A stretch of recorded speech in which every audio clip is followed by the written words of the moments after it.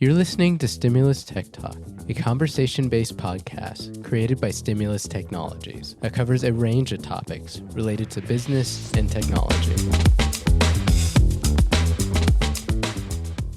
Hello, I'm Nathan Whittacre, CEO of Stimulus Technologies, and you're here at Stimulus Tech Talk. Today, I have a wonderful guest. We're here to welcome Gregg Stein. Welcome, Gregg. Thank you so much. Good to be here. And I'm going to read a brief bio, and I know it's always uncomfortable to hear your bio read unless you like it. But so our guest today is Gregg Stein. He's a pro musician turned visionary and serial entrepreneur, known for driving remarkable business growth from inception to over $500 million. Gregg is a founder and CEO of TripleG Ventures, TripleG Ventures, a global business accelerator for purpose-driven creator tech brands. TripleG has powered innovation in AI, multimedia, and Web 3.0, working with brands like InSounds and Revelator, using his proven business growth from seed to scale approach. You've won many awards, raised over $100 million in capital, and launched over $10 billion in products. Definitely a great resume there, Gregg. So I'm very excited to have you on and learn some insights about how you've done that over the time. So can you share a little bit more behind the scenes, a story of how you turned from musician to starting TripleG Ventures. I don't know. I'm going to say that a bunch of times. No, Adventures is correct, Nathan. You got it right on, man. But, no, listen. I'm just a drummer, like you said, and a musician. There's probably a good joke in there, but the bottom line is I've been playing drums since I was a little guy. Probably around 2 years old, and started playing more professionally when I was around 14 years old, and had the luxury and the privilege of going to Manhattan School of Music while I was still in high school, and then fundamentally going to Berklee College of Music for my undergraduate studies in Boston, which is where I am now. That's how I got here. But what ended up happening was I was playing as a professional musician, but I really wanted to be a drummer who could run his own business. I really wanted to find a way to kind of fuse together my passion for music with the world of business. And at that time, being a drummer who could run his own business, make some money, make a living. And that was cool. However, I was super fortunate as a young man to work at Universal Music and Polygram Records, and I found another passion, which is business. And I ended up getting my first real job, I guess you'd call it, was at the Zildjian Company, the oldest continuously owned family-run business in the United States. And there I learned that I could actually fuse together my passion for music and cymbal making at the time, together with business. And it launched into this whole career of going music into more tech over time, and becoming a CEO, and prior to that, even, director of sales and marketing. And, it kind of just, what I realized was I was looking through the same lens as a drummer, but realizing it was about business, finding the right rhythm, finding the right, melody and harmony, and bringing people together, and looking at my audience, which happened to be my customer, and finding a way to fuse all this together into something that was, really left an impact throughout my career. That's kind of how it all began. So it was an adventure. Back to you. Yeah, certainly all business is an adventure. And, I've heard the phrase many times, if business was easy, everybody would do it. And you make it sound easy, right? You just have this idea, and you can turn, what you do for a career, your passion, into a business. But it's certainly hard to do. It's not an easy path to take. Along those lines, I mean, you mentioned in there, like, being a musician, being a drummer, you have to attract customers to the music you're playing, obviously. And so that reminds me of marketing business. So what kind of marketing strategies do you see that businesses, especially startups, need to implement right away to attract the right customers to their operations, to their business and products? Well, it's interesting, right? So starting with fundamentally why, your why, start with the why. I didn't write that book. I wish I did, because it's brilliant. Here's Yeah. the concept, right? You really need to understand what makes you and your customers tick. And understanding then who you are talking to as well, and really zeroing in on your target audience. For us, at Triple G, which was born from this idea that venture was kind of broken in a way. I spent a lot of time in venture backed companies, and realizing that it was kind of always chasing your tail, right? And you're not really getting where you need to go. So what we did was, when we launched Triple G Ventures, we set out to help companies start with the end in mind, right? Start with the end. What is it you want to achieve? And then how are you going to get there? So it's the same for marketing, it's same for your business plan, it's the same for wherever you're trying to go, even in life. Figure out where you're trying to go and then work backwards on how to get there. So some strategies that we've worked on, to answer your question bluntly, is thinking about your target audience, thinking about exactly the message that you're trying to send, thinking about, in a tactical sense, whether that's SEO or that's social media or that's your email marketing or whatever that might be, or your website presence, whatever that might be, from a tactical perspective. Really putting strategy first and thinking about what the end goal is in mind, what you're trying to achieve. Yeah, it's interesting. Well, one, you quoted two great business authors there in the same message, it's Cynic and Covey. But Yeah. Yes. um, it's interesting. I would imagine for a startup that doesn't have focus groups or the money to go out and do marketing surveys or surveys in the marketplace, and it kind of reminds me, kind of on this music theme. There's a song, an artist that I like, that I don't have the exact quote, but it basically says, "I'd like to develop a perfume or a cologne, and only my brother and I would buy it." And sometimes that's it. In business, right? Is because we develop products that we think are amazing, and it might not be for everybody. So how do you come up with that, or help people that are in that startup mode to think the idea that they have is amazing, and there may not be a market for it, to realize, okay, there may be a shift in strategy or a different way of bringing this out to market? What is your thoughts on that? So I far too often I find, and we run into founders who are in love with their product, in love with an idea, in love with a concept, and they don't take the time to validate it. They don't take the time to really think about, is this solving a problem for the customer? And for us, like, we really, really, really prioritize customer first. Customer led journeys. We really look at, like, what is really going to solve that problem. If you talk to investors, right, they're going to tell you, oh, it's problem, it's solution, it's opportunity. Well, there's a reason for that. And the reason is, are you really solving a customer problem? Now, today versus 20 years ago, it's pretty easy to find data. It's pretty easy to validate. Also, it's not easy, but it's difficult to do. But getting in market, actually engaging with customers, getting that feedback early, the earlier you can do that, the better. Far too often, we run into founders who wait and they wait and they wait, and they assume that it's a validated idea when in fact it's not. And so for us, it's really, really important to have kind of prove that product market fit as early on as you can. So what type of, you mentioned technologies, or the space. So how do you see these companies getting the feedback that they need? What technologies do they use? Is it just social media? Is it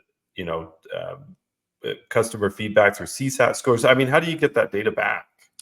So, I mean, there's a lot of different ways. I guess social media, definitely. I think, sometimes it's doing a pre launch campaign. Sometimes it's a crowdfunding campaign. Sometimes it's, connecting and collaborating with micro influencers in different ways. Sometimes it's guerrilla marketing tactics. Sometimes it's using, SEO and SEM, technologies, just to understand what your competition is doing and what's going on.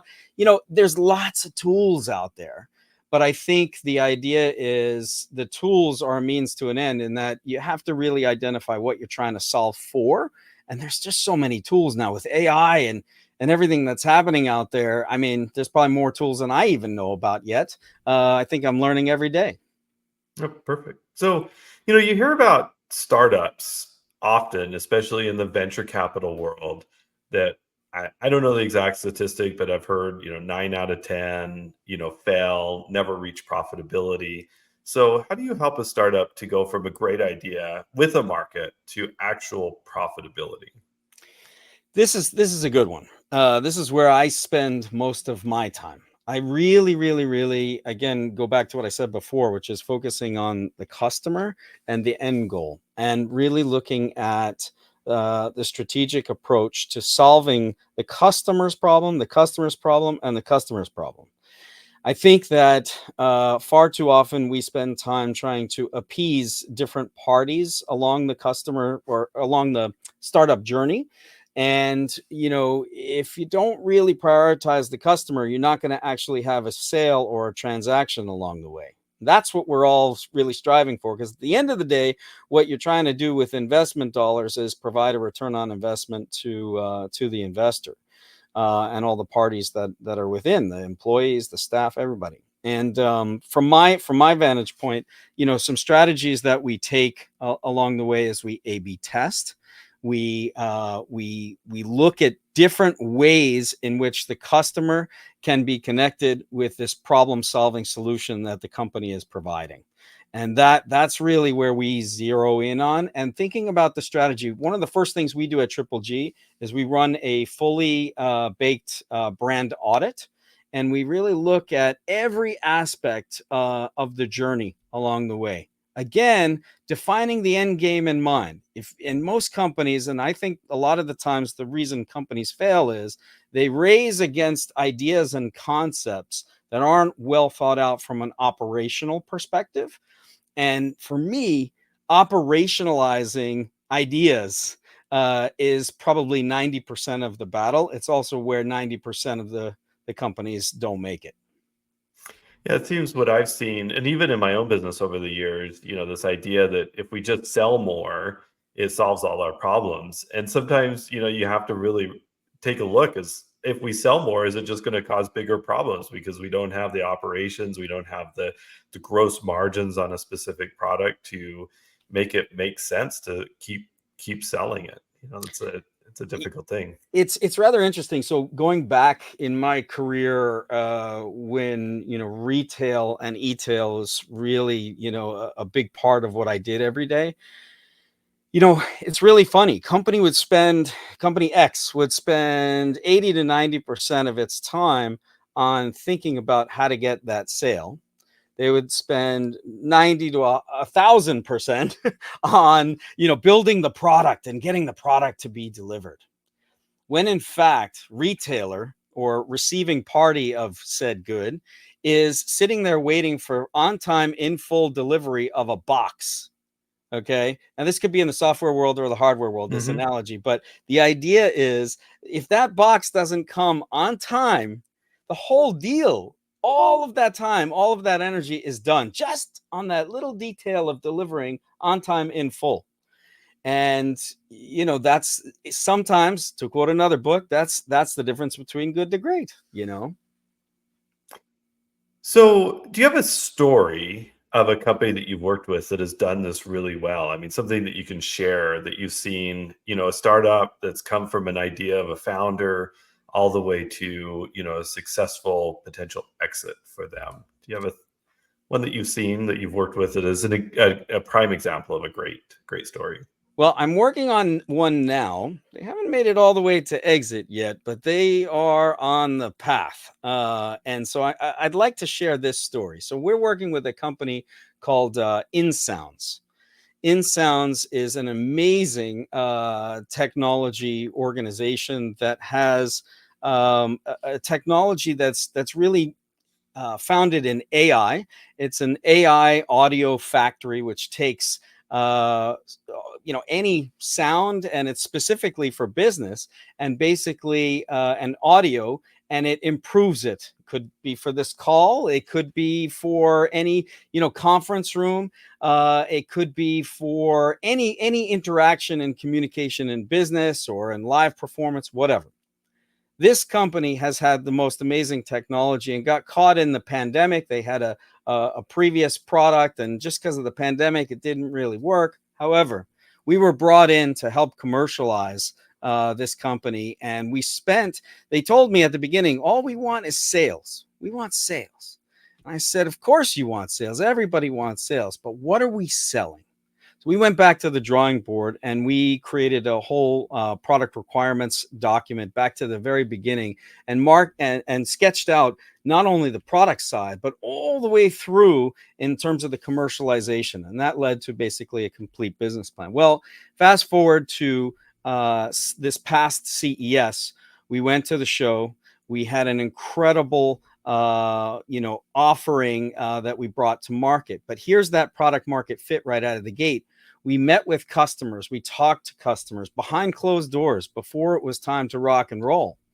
And we sat down, we interacted with the customers and took all of this feedback to the point where we realized actually we were kind of pushing for a little bit of a more to B2C kind of twist, but realized very quickly, actually, what we had from a technology perspective solved the problem for business and enterprise. And in doing so, repositioned the company. And if you really look at where things are going now, we have, it went from, some companies go from 0 to 1, and that's very, very hard. This went from 0 to near 4 in a very, very small period of time, only because it was really well thought out. Back to the beginning, it was customer validated. Customers were part of that process, and now that company is on track in doing great in a lot of different ways. That's awesome. That's a great story. I would another question, kind of from a founder perspective, and my company, family started. My brother, my dad, and I started the company. I'm now the sole owner of the business, and for me as a founder, it's hard to get my head around partners or partnerships with taking investment, taking equity off the table. What have you done to help business owners get over, especially founders, that's their baby, get over this fact that it's their baby, and you're giving up potentially a large portion of that equity in the business? What's that conversation like? Well, first off, I hate to see somebody give away their baby. That is a no-no, right? And so from our perspective at TripleG, what we do is we kind of coach founders in ways to look at how you can retain the equity, right? But how you can balance the opportunity to scale. So, I would much rather see a company grow to a much bigger number and have a founder get a much greater dollar return in their pocket than hold on to a percent of nothing. And I find this to be a very regular conversation. I find that a lot of founders want to retain high percentages of the company, but they don't really think about the dollar, in their pocket. And at the end of the day, I think that's what we're all after. I'm not sure, but I think. And so there's a psychology associated with all of this. So we spend a lot of time modeling and looking at, what the return on investment is going to be for the founder and also for the investors and all the key stakeholders. Yeah, it makes a lot of sense. I've had those discussions in the past with different people, and certainly it's better to own a smaller portion of a really big pie than a 100% portion of a really small pie, or zero, whatever it may be. So, but on the other hand, you also have to think forward, right? You have to think about dilution. You have to think about where things are going to go and what are the different milestones that are going to happen within the business as well. I think it's got to be a mind shift of the owners of, going from a lifestyle business to, a business that has, growth and legacy and, enterprise value in the future. It's definitely a mind shift for many people. Well, So, I'm thinking about the different stages of growth that a company is going to go through. I think this is a big part of the whole journey. And this is where the planning and thinking about that end game in mind comes in, right? If you know, okay, look, I got 3 years to get it done. Right. And in those 3 years, here's what I'm expecting. Well, within that, there are already baked in milestones that you have to have. You know that you have in 3 months, I got to do this. In 6 months, I got to do that. In 9 months and 12 months, we got to, right. So these things becomes a little bit more like a pre-scripted, roadmap for you to be able to deliver on. Again, back to the operational execution. I'm sure that's scary for some founders. They started their business kind of like you said. You had an idea, you left the boss or whatever it may be, and you want to be independent. So to have partners that are pushing you is got to be also a little scary. So a lot of this, I'm sure, what you do is psychological. Dealing with the emotions of your partners and founders. It is, in fact, I had one session this morning with one of our founders, and they got off the phone and they said to me, "Wow, I'm really sorry. Today was just just kind of a psychological like coaching session." And I was like, "That's okay. That's okay." Sometimes as a founder, sometimes all you really need is a little pick me up. You need a good coffee. That's it. But sometimes, you really need to go deep and think about it. I think part of what we provide more than just, helping you map it out, helping you get it done, helping you fill in the gaps. I think what we really do is we're a growth partner. That's why we call it that. Like, we really want to help you through the entire journey. And anyways, that's what we do. Okay.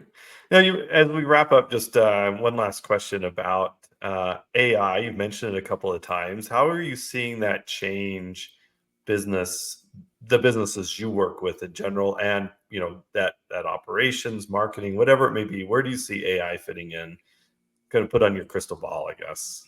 Well, it's an interesting one, right? Half the people you talk to, they tell you it's a great thing. Half the people tell you it's the end of the world. Uh, I think it's somewhere in the middle. If I use my music analogy here, drum machines were going to take over the world, and there were going to be no more drummers back in the '80s. Hey, we're still here. Kind of cool, right? I don't know. AI is a different beast, though, right? There are places where AI, I think, is going to contribute to, in the world of marketing, hyper targeted, content and give you the ability to scale and grow in ways that we probably don't even know yet. Automation, there's probably other, areas where that's going to be really good, but that may take away from another area. So jobs may be at risk, things like this. But then there are going to be other jobs that are going to be created. So where does it all really go? I don't know. I will tell you, though, some of the tools that we've encountered in our business, and working with, companies like InSounds that I mentioned, or companies like Revelator that we work with, which is kind of crossing the chasm between Web 2, Web 3, blockchain, et cetera, creating a complete end-to-end operating system for independent music businesses. That creates a whole other world of data and analytics and real-time engagement and all of this stuff that would be unimaginable just a short time ago. So where does it go? Bottom line, I think it's an opportunity to reinvent both ourselves and our businesses, to be part of this wave, not be afraid of it, because if we're too afraid of it and hide from it, it will probably come get us. So let's stay ahead. Let's learn, let's grow, and let's be part of it.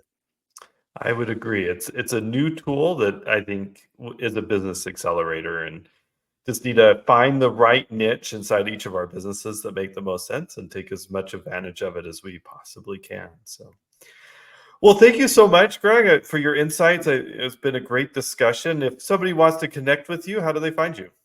www.triplegventures, TRIPLEG ventures.com. Oh, perfect. Again, thank you, Greg, and thank you, everybody, for joining us today at Stimulus Tech Talk. Thank you.